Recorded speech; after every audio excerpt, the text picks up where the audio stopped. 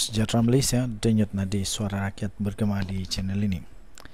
Jangan biar Papa Gomo gugat kestabilan negara. Itu kata seorang yang sudah cukup lama di dalam politik negara Malaysia, sejak dari pemerintahan Najib Razak lagi sehingga sekarang. Dia amat mengenali siapa Papa Gomo.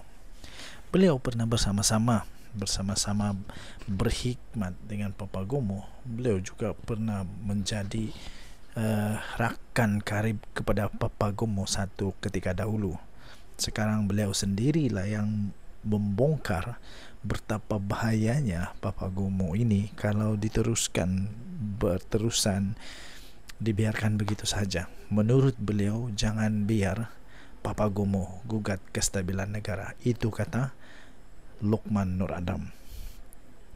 Selagi blogger yang sekarang ini kontroversi, yaitu Wan Muhammad Azri Wan Daris atau dikenali sebagai Papa Gomo, tidak ditahan di bawah SOSMA, kerajaan yang stabil pun boleh tumbang akibat reka-rekaan ceritanya yang memperdaya ramai orang.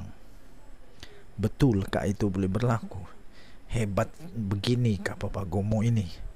Dan kalau memang benar dia begitu, kenapa tidak tangkap saja?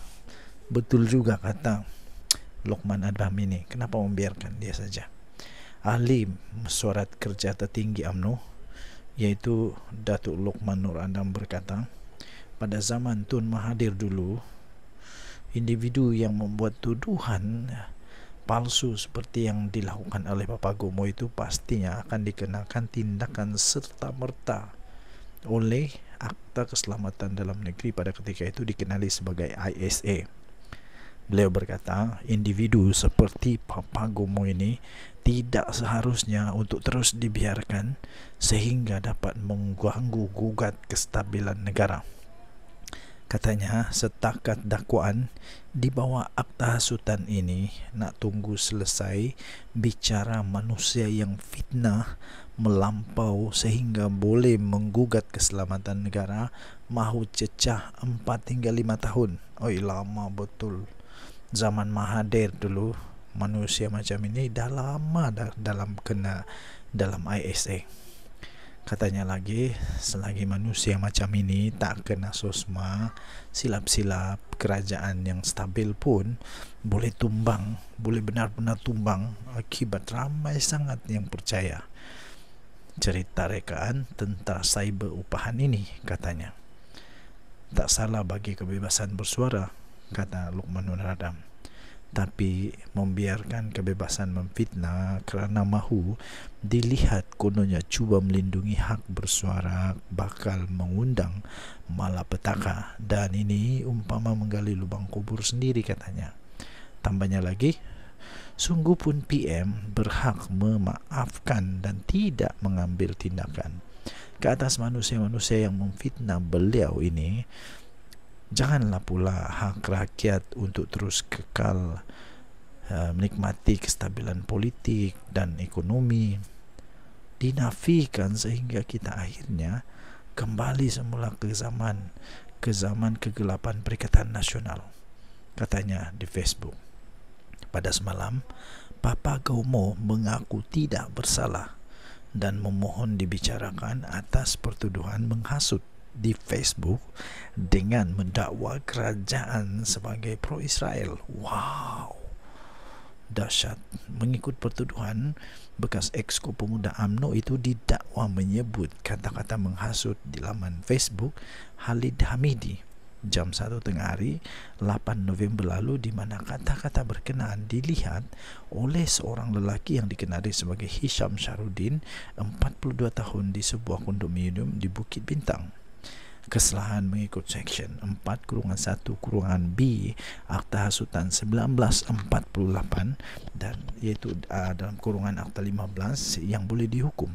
Mengikut Seksyen 4-1 Akta yang sama boleh membawa kepada denda tidak lebih daripada RM5,000 atau penjara maksimum 3 tahun atau kedua-duanya jika disabitkan kesalahan. Hakim kemudiannya telah membenarkan jaminan sebanyak RM7,000 Malaysia dengan seorang penjamin terhadap tertuduh. namun tidak menetapkan sebarang syarat tambahan. Denyut nadi suara rakyat bergema di channel ini. Kita jumpa lagi. Bye-bye. Salam sejahtera Malaysia. Nampaknya usaha-usaha daripada manusia-manusia yang gila kuasa, yang mahu berkuasa, nampaknya makin menjadi-jadi. Terbaru, ada satu pendedahan dan berita yang baru saja diterbitkan di bharian.com.my. Wah, ada 1 bilion ringgit kah daripada Perikatan Nasional ini? Kayanya Perikatan Nasional kalau ada 1 bilion duit diorang untuk usaha bagi menjatuhkan kerajaan Perpaduan Agong dan kerajaan Madani Datuk Seri Anwar Ibrahim ini. Ada satu artikel. Saya setuju dengan artikel ini. Sekiranya anda setuju, anda boleh komen. Saya setuju. Saya betul-betul setuju. Siasat dakwaan rasuah 1 bilion PN untuk jatuhkan kerajaan. Ini kalau betul. Tapi tidak tahu kebenarannya. Tetapi saya hanya ingin berkongsi berita ini yang sudah pun diterbitkan di bharian.com.my. Seorang setiausaha politik kepada Perdana Menteri, iaitu Datuk Seri Anwar Ibrahim, telah meminta supaya pihak berkuasa tampil dengan serius dan tegas untuk menyiasat dakwaan daripada seorang pemimpin Perikatan Nasional yang kononnya terbabit dalam cubaan untuk merasuah individu berpengaruh dan ahli parlimen untuk menjatuhkan kerajaan perpaduan yang ada sekarang ini. Dakwaan itu telah disiarkan di sebuah blog yang mendakwa pemimpin Perikatan Nasional itu, yang juga adalah seorang ahli parlimen, telah menyediakan dana sejumlah RM1 bilion untuk memberi rasuah kepada ahli parlimen kerajaan agar menarik balik sokongan terhadap Perdana Menteri. Persoalannya, siapakah manusia ini? Seorang ahli parlimen telah menyediakan dana sejumlah 1 bilion. Ui, banyaknya duit tu. Ahli parlimen mana yang ada sampai 1 bilion duit ini? Ini yang menjadi persoalan utama.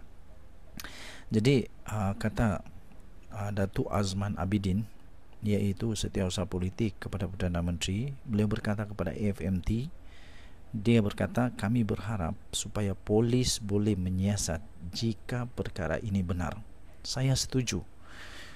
Saya mohon, kita mohon, kami mahu, rakyat Malaysia mahu supaya perkara ini disiasat sekiranya perkara ini betul-betul terjadi atau tidak. Itu saja.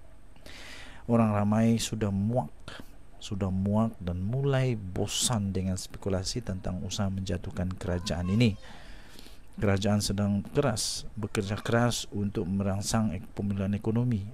Lepas tu ada pula walaun yang cuba untuk jatuhkan kerajaan.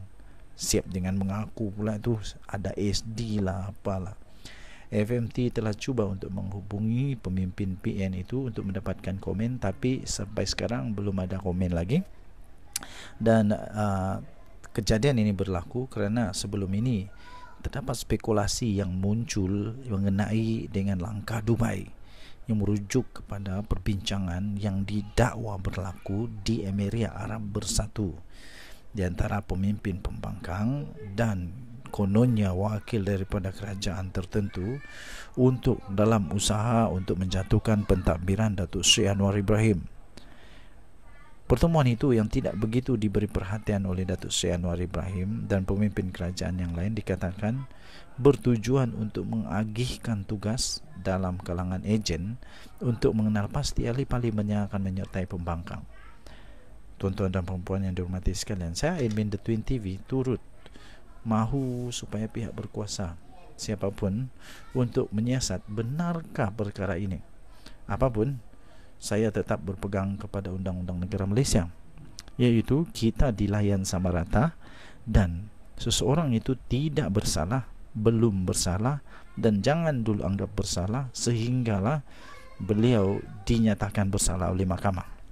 Jadi kerana itu, jangan buat spekulasi, anggap saja belum ada Anggap saja perkara ini tidak ada, sehinggalah keputusan siasatan dimaklumkan oleh pihak berkuasa tempatan, seperti apa yang diminta oleh Datuk Azman Abidin ini, yaitu supaya siasatan ini benar-benar dilaksanakan. Sama ada atau tiada, tetap laksanakan juga.